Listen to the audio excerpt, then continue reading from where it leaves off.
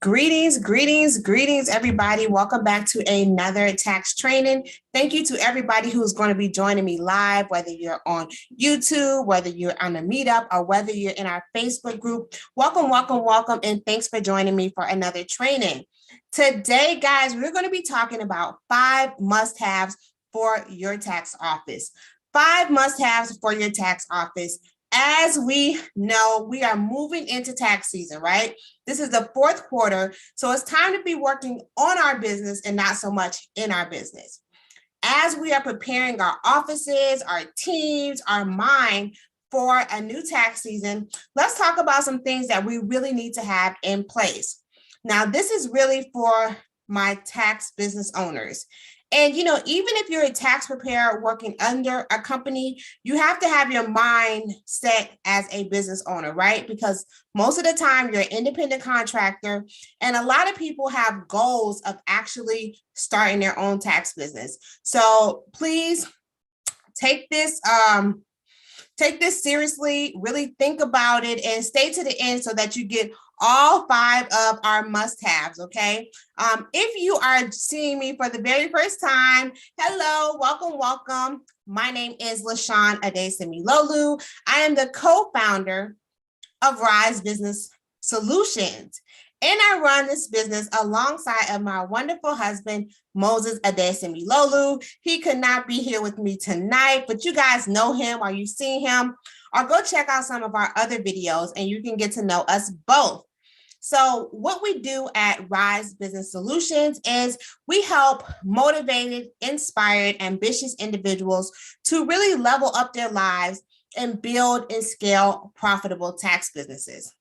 Since we have been in this industry, we have seen our lives dramatically change as a result of building our tax business, okay? What I love about the tax industry is that it's very low entry, right? You don't have to have a degree to get started. You don't have to have a lot of education. And really, you just need to be ambitious and have be detail oriented and be trustworthy, and you would be an excellent tax professional. All right, so today, let's get into it. We're talking about 5 must-haves for our tax office. 5 must-haves for our tax office. If you are joining me live, go ahead and put an emoji in the comment section so I can shout you out. Let us know where you're from. If you're going to be watching the replay, put hashtag replay viewer. Still let us know where you're from and go ahead and engage so we can come back and talk to you. We definitely want to make this interactive. It is a community. Our first must-have is a client scheduling system. A client scheduling system, okay? When we have a tax business, we have to have a way for our clients and prospects to actually reach out to us, right? And you don't want to have a bunch of people just randomly calling your phone or randomly calling your office. If you don't have a receptionist in place, it's a possibility that you could miss someone, okay? So you want to have a client scheduling system, usually a link, right? An online scheduling system where you can provide a link to a prospect and they can go on that link, put in their information, and actually book a call with you. Now, the advantage to this is that it's going to go directly to your calendar. When you start the call, if you ask the right questions, you're going to know all about your prospect. You're going to know what their needs are before your call. This helps you to be more prepared, right? If you have a team, you have the ability to say, which team member are you working with? Who are you looking for? So that you can kind of segregate your calls accordingly. So you want to have a client scheduling system. If you are new to this and you don't really know of any client scheduling systems, Calendly, Calendly, Calendly is a good one. It is free. You can definitely check that out. Acuity is a good one. Or if you have like a paid CRM, client relationship management system, then usually they'll have some type of way for you to put that information in. Since we have incorporated a client scheduling system into our business, it has made life and business a lot more stress-free, right? Especially during tax time when you're really busy. Everything is on a calendar. You know exactly where you need to be and when, and you can kind of determine like, okay, this is when I'm able to see a client, and this is when I need to call a client. I need to go ahead and follow up with this client that I talked to on Monday. It helps you keep everything very, very organized. So number one is a client scheduling system. Do you use a different client scheduling system? If you do, go ahead and drop it in the comments so myself, Moses, and my friends all know different systems that we can use, right? It's all about helping each other. All right, let's move on to number two. Number two is a big one, cyber security, okay? Cyber security. We are tax professionals. We deal with people's clients' personal taxpayer data. This is sensitive information, right? A lot of scammers, a lot of people who want to do not so great things with people's information, they would love to be able to hack into a system like a tax professionals, because you have access to that data that you can use to, like, you know, get stuff, credit, mortgages, even fraudulent refunds, what have you. So we need to be very, very careful with how we navigate on the internet, right? And how we protect our taxpayers' data. So we want to make sure we have our cybersecurity in place. One of the first things I want to let you know is, if you're not aware, the IRS does require us as tax professionals to have a written data safety plan in place, right? This means we have to have a written plan of how we are protecting our clients' information. So if you don't have that, you want to definitely get that. If you Google data security plan, there are templates available online where you can use and kind of use it as a starting point to figure out how you're going to protect your client, your taxpayers' data, okay? This is very important. You also want to have some type of virus protection on your computer, right? So that you're alerted if there's anything malicious going on, so that you're able to protect that before anything happens. Also suggest that you have a hard drive with information on there. And if you do have a hard drive, make sure it's protected. I would definitely say, like, in a locked filing cabinet, a locked office, something where you are limiting the amount of people who can come in contact with this information. Also, a VPN is useful when you're searching the web, so that people are not aware of your exact location, because if a hacker is trying to target you based on your office location address and you don't have a VPN, they know exactly where your IP address is linked to. If you have some type of VPN, it's harder for them to know exactly where you're located. And so that gives you another layer of protection. Okay. Also, just doing little things like making sure that your password is not easily predictable, right? And making sure that you change your password regularly. Now, we do have a video where we spoke with our head of technical operations here at our sister company, No Limit Tax Refunds Tucker, and she kind of gave us some tips on what we can do to protect our information. So we will link that video up there. You can check that out for even more tips for cybersecurity, okay? So we got number one, a client scheduling system, two, cybersecurity, and let's just check the comments here. Thanks for that information. I didn't know what a VPN was. Yes, definitely check it out. Google VPN. It would be very helpful for your business, okay? All right, so moving on. Number three, the third must-have for your business is going to be a system for collecting taxpayer data virtually, okay? A system for collecting taxpayer data virtually. Okay. Raise your hand, okay? Raise your hand if you have ever gotten a call or a text from a prospective client and they said, hey, can you give me a quote? And you said, yeah, not right now. I'm in the middle of something. Let me take your information and I'm gonna call you back and I'll give you that, right?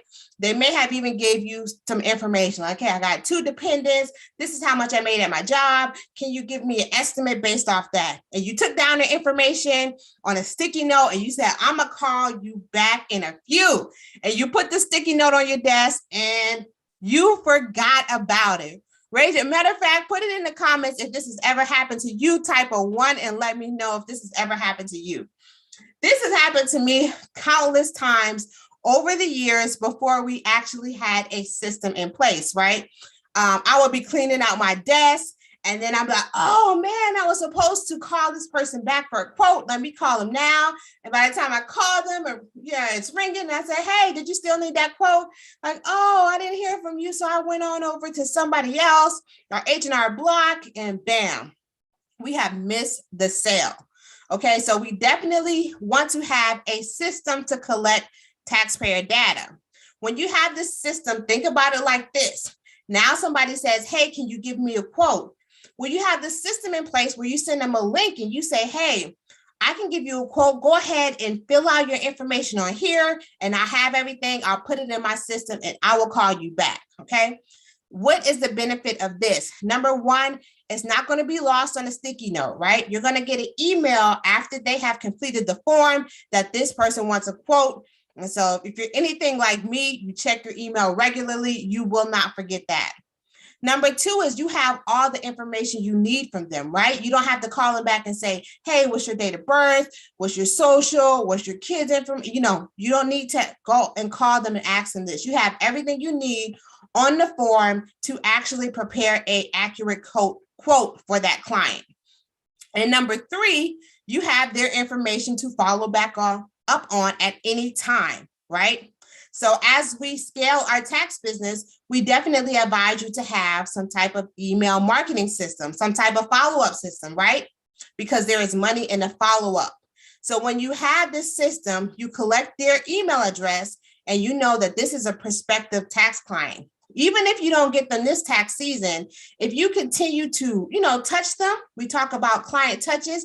If you continue to touch them and tap them on their shoulder, eventually they will do business with you, or they might refer you to somebody who will do business with you, right? So number three is a system for collecting taxpayer data virtually. Usually you're going to need some type of CRM, client relationship manager system to do this. You can use Dubsado, you can use TaxZone. There's a number of systems that you can use to do this.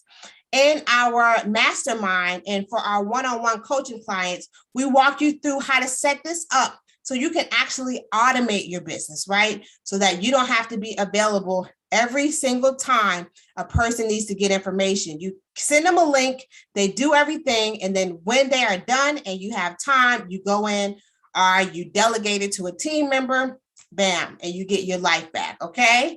Because it's like team boss, okay? We can't be working in the business. We have to be working on the business, okay? Somebody hashtag on the business.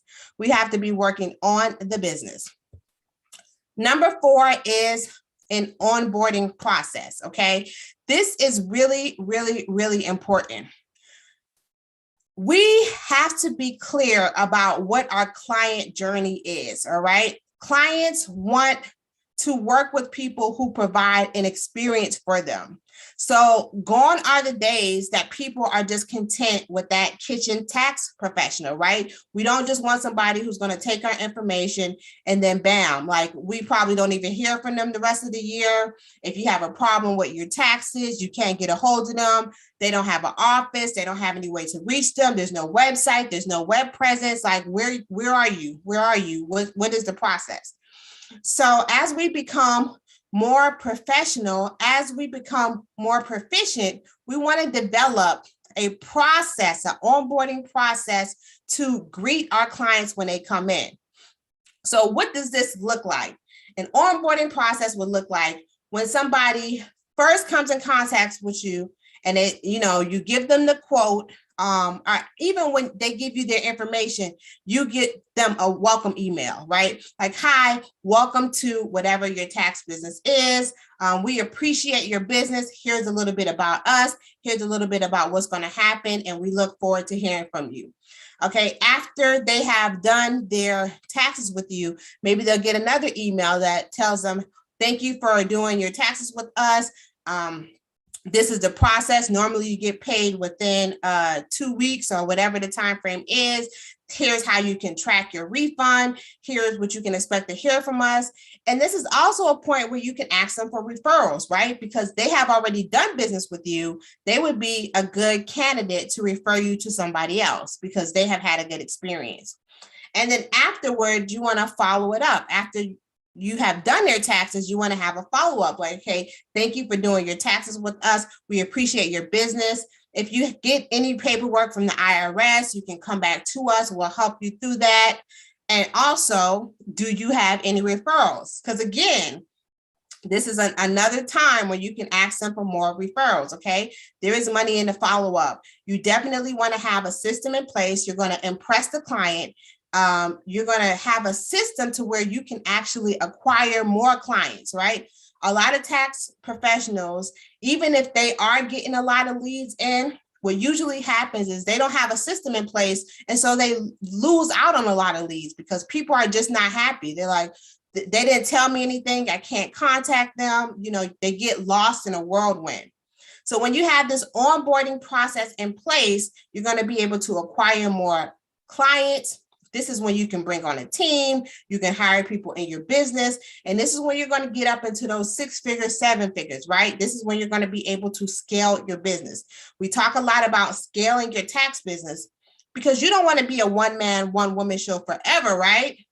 Hashtag, you do not want to be a one-man, one-woman show forever. So now it is time to get our systems and processes in order, right? We have to develop standard operating procedures. If you are tired, right? If you are a tax professional who is tired of doing it the hard way, if you are tired of being a one-man, one-woman show, then you need to go ahead and hire a mentor, okay?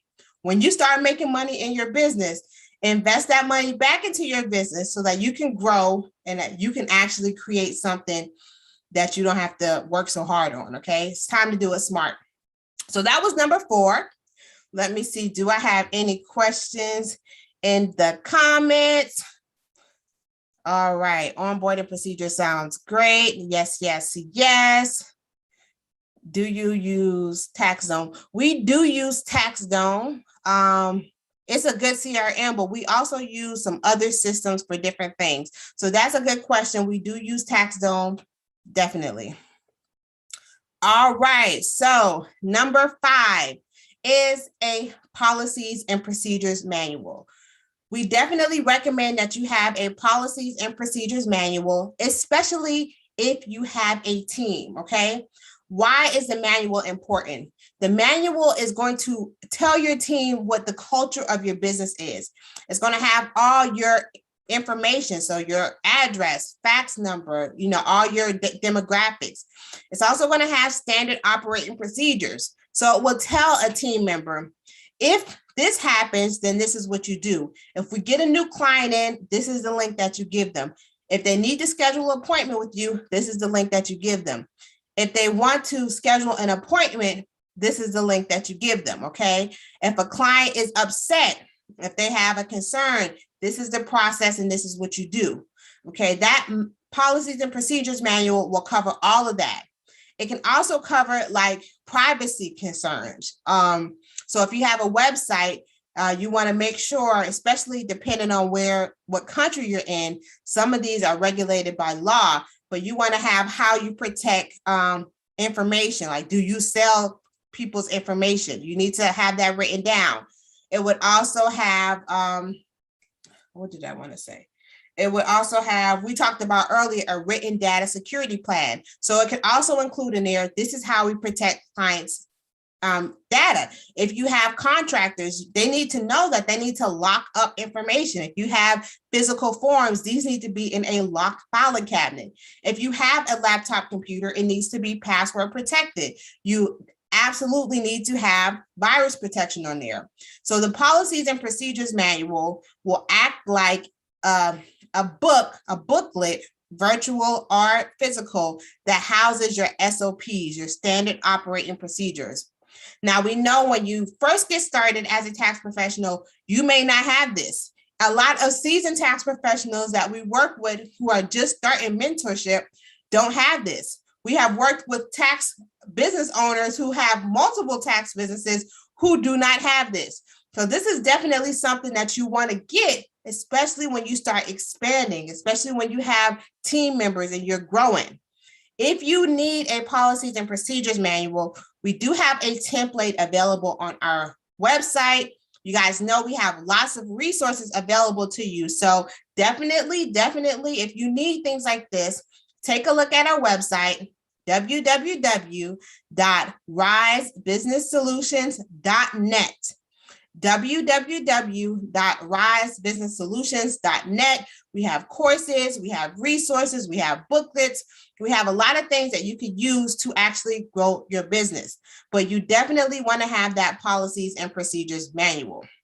So let us do a quick recap. We definitely do not want to keep you too long, but we want to make sure we give some good information. Number one is going to be a client scheduling system. Okay. Number two, cybersecurity. Have your cybersecurity in place. 3,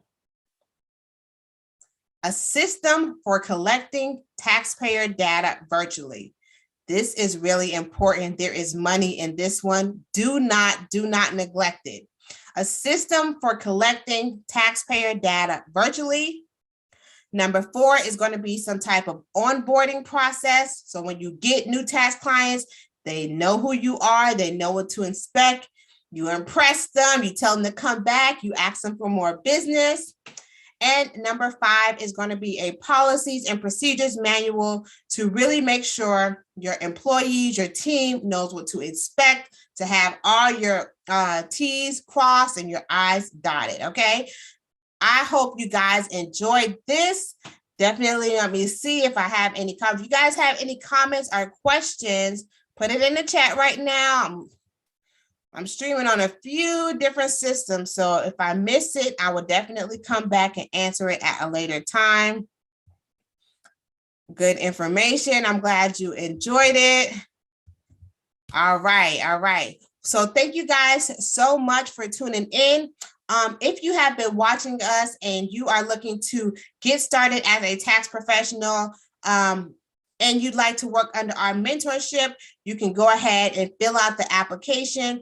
There is a course that you must complete before you can work with us. That course right now is $399. Once you complete the course, you can come into our private Facebook group where we do additional training, right? On marketing, on customer service, and on the software, okay? If you are a tax professional business owner who is ready to get out of their own way, ready to stop spinning on the hamster wheel and actually grow a business that is going to make you money without the stress, you can schedule a consultation with us and we can tell you about the services that we offer to help your business. This is going to require an investment. I do want to let you know you have to be ready to invest if you want to work with mentors. So there is that.